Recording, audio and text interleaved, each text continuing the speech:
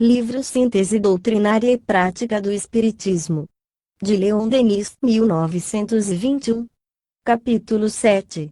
Prática experimental. Pergunta: que é praticar o Espiritismo?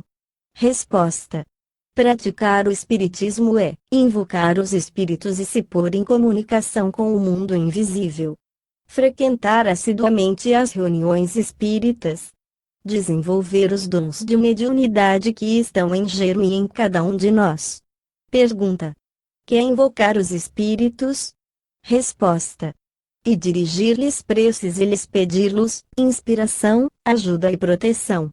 Pergunta: a prece é então ouvida no mundo invisível? Resposta: a prece é um transporte da alma, que abre um caminho fluídico no espaço. Ela pode atingir os mais elevados espíritos e chegar até Deus. Pergunta: qual é a melhor das orações? Resposta: toda oração é boa quando é uma elevação da alma e um apelo sincero do coração. Pergunta: que é uma reunião espírita? Resposta: é um grupo composto de diversas pessoas unidas pela comunhão dos pensamentos, a afinidade dos fluidos e a concordância das vontades. Pergunta: como deve ser organizada uma reunião espírita? Resposta: de um grupo de pesquisadores esclarecidos, de um presidente, de um ou vários médiuns, sob a proteção dos bons espíritos. Pergunta: onde devem realizar-se essas reuniões? Resposta: não importa onde, porque o espírito se manifesta onde quer, mas de preferência em lugar reservado, pois os bons espíritos não gostam de se manifestar na confusão. Pergunta: deve-se reunir de dia ou de noite? Resposta: tanto de dia, como de noite, conforme os espíritos decidirem. Entretanto, a noite é mais propícia às comunicações com o mundo invisível. Pergunta: por quê? Resposta: porque a atmosfera noturna é mais calma, a atividade do dia não interfere mais nas correntes das ondas magnéticas. Nessas condições, é mais fácil estabelecer o caminho fluídico entre este mundo e o além. É, aliás, o que significa o provérbio antigo: o dia é dos homens, a noite é dos deuses, isto é, dos espíritos. Pergunta: todas as reuniões espíritas produzem as mesmas revelações e os mesmos fenômenos?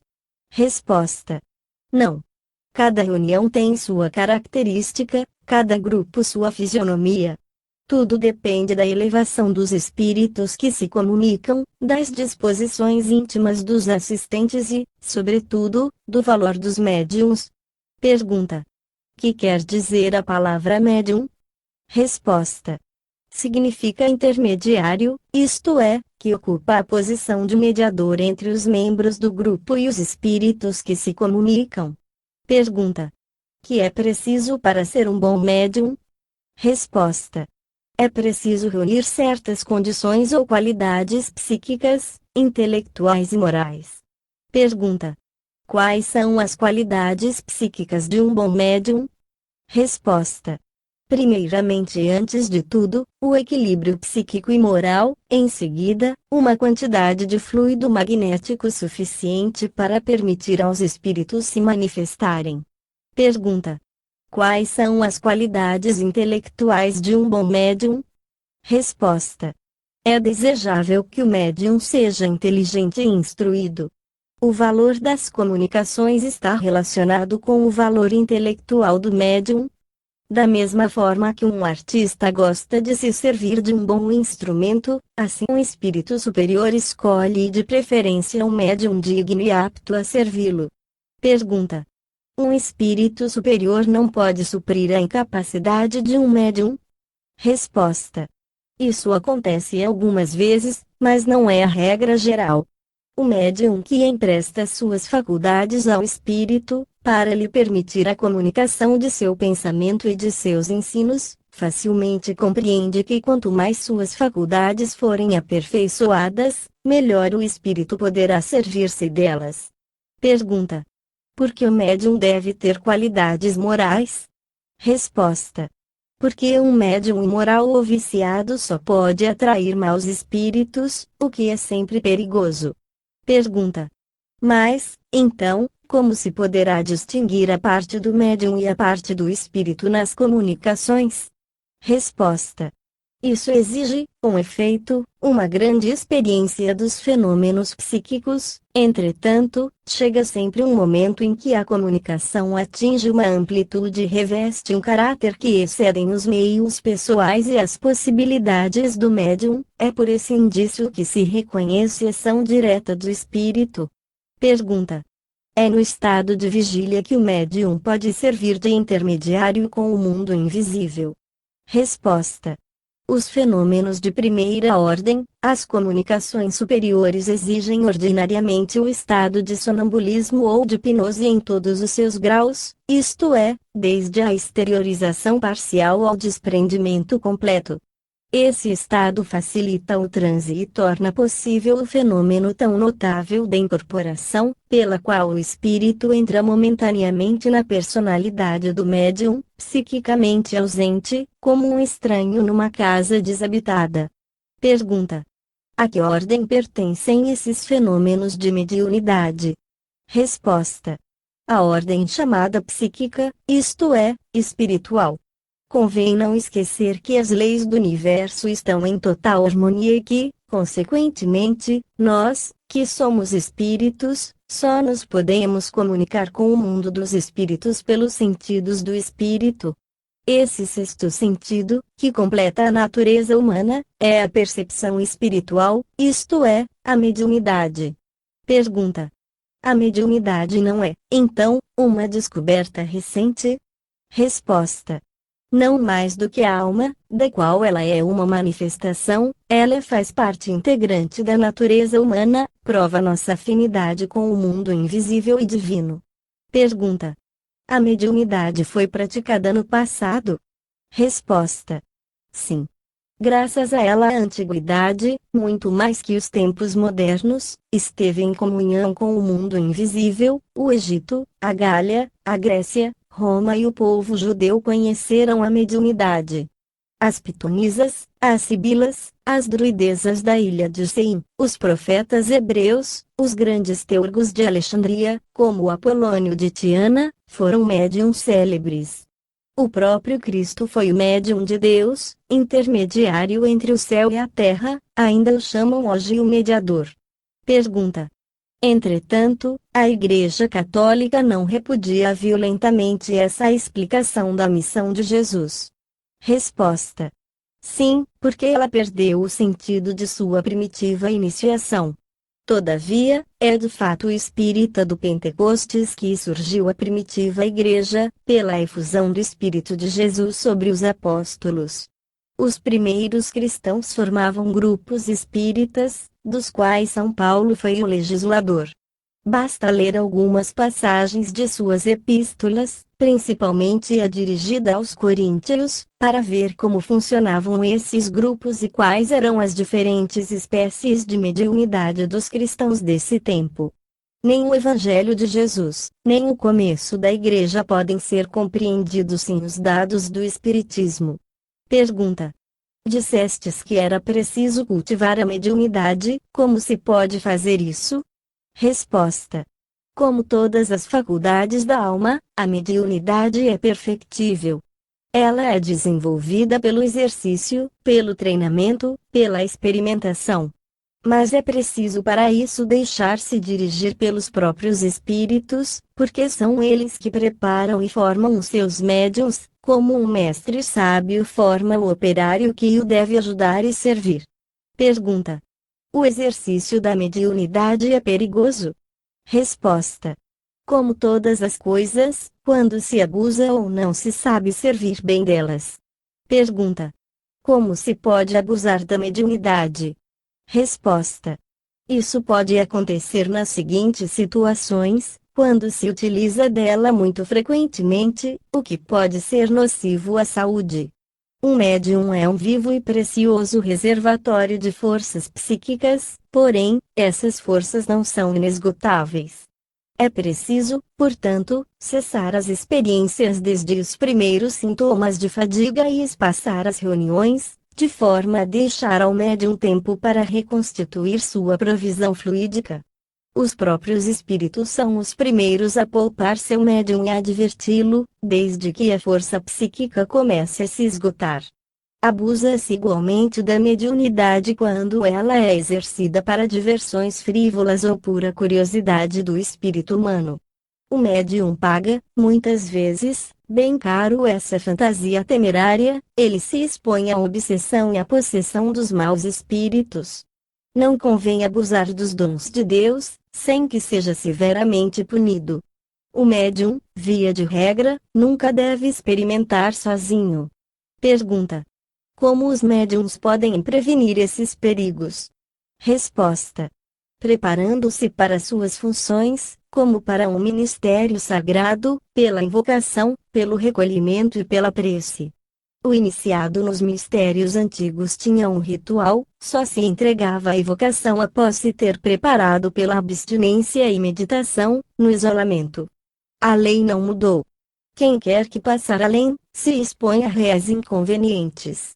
Pergunta: no grupo espírita, os membros assistentes têm igualmente certos deveres a cumprir?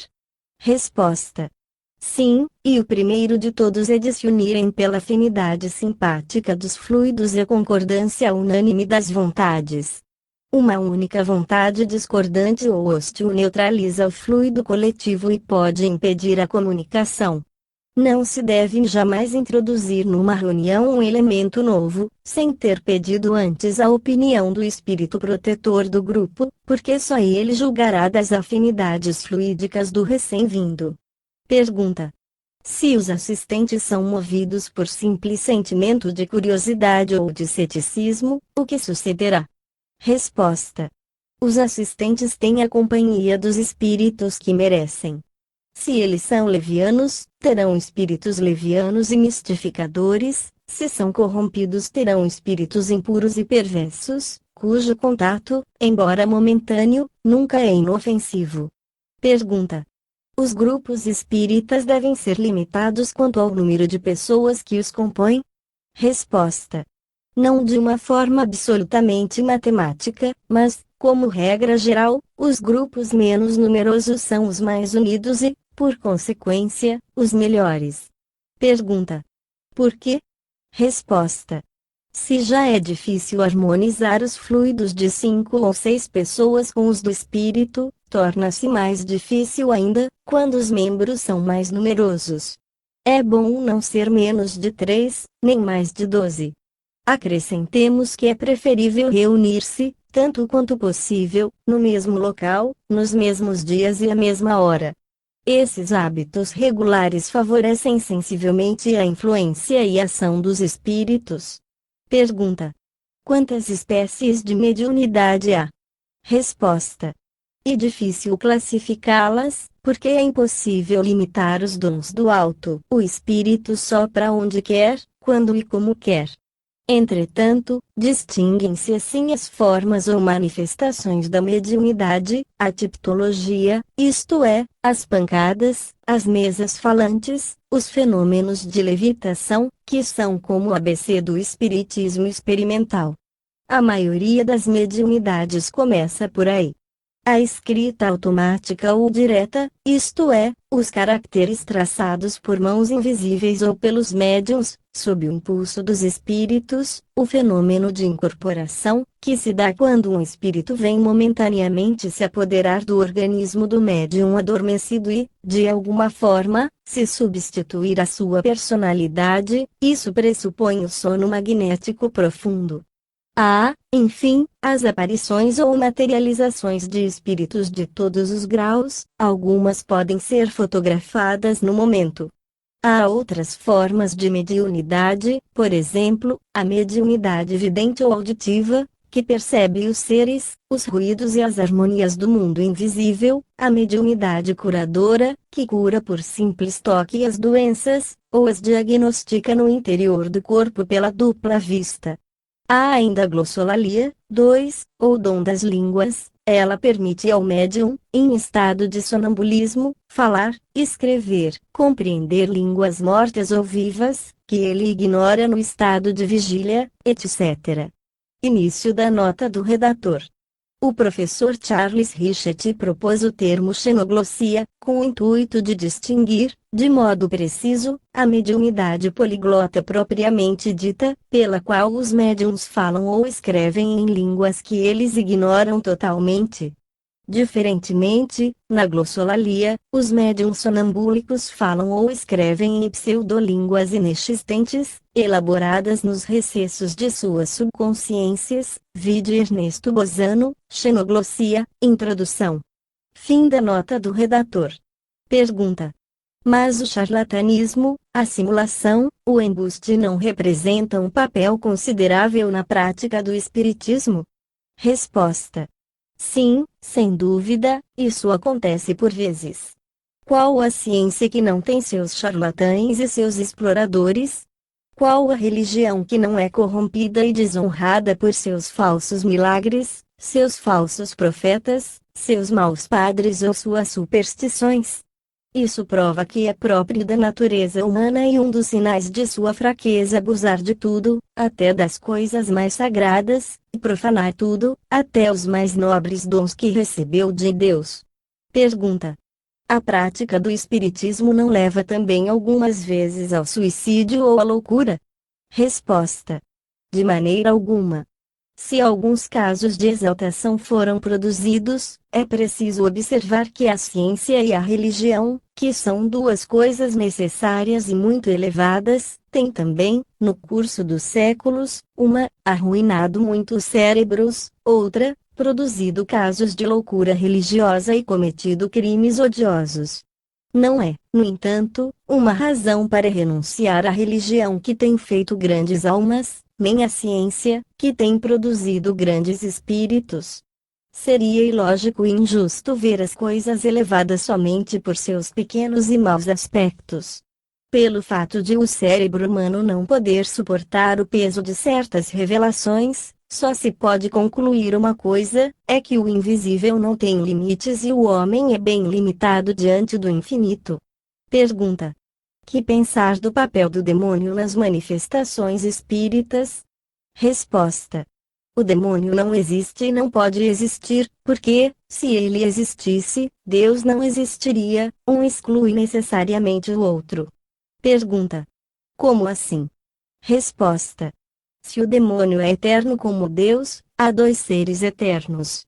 Ora, a coexistência de duas eternidades é impossível, ela seria uma contradição na ordem metafísica.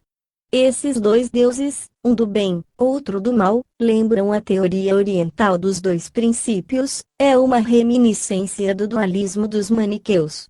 Se, ao contrário, o demônio é uma criatura de Deus, Deus se torna responsável diante da humanidade de todo o mal que o demônio tem feito e fará ainda, eternamente. É a mais clamorosa injúria que se possa fazer a Deus, pois que é negar sua justiça e sua bondade. Há maus espíritos, já o dissemos acima, que impelem ao mal o homem que a ele é propenso, mas o demônio, considerado como a personificação individual do mal, não existe. Pergunta. Entretanto, a Igreja não ensina e afirma o caráter satânico de certas manifestações espíritas? Resposta.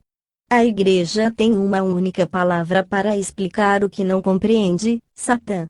No decorrer dos séculos, a Igreja sempre atribui a Satã todas as invenções do gênio, desde a do vapor às da estrada de ferro e da eletricidade. Está em sua lógica habitual e em sua característica dizer que os fenômenos do magnetismo e as revelações espíritas são obra de Satã. Todavia, apesar dos anátemas da Igreja, a ciência progride, o gênio do homem evolui e o espiritismo se tornará a fé universal do futuro. Pergunta. Então, o espiritismo é a religião do futuro? Resposta. Ele é, antes de tudo, o futuro da religião. O espiritismo, como seu nome indica, é a mais alta e a mais científica forma do espiritualismo. Ele é, ao mesmo tempo, já o dissemos, uma ciência positiva, uma filosofia moral, uma solução social. Sob todos esses títulos, ele responde admiravelmente às exigências do pensamento moderno, às necessidades do coração humano, às aspirações elevadas da alma. Os progressos do futuro confirmarão cada dia mais seus ensinamentos e sua doutrina. Podemos, pois, afirmar que o Espiritismo é o credo futuro da humanidade.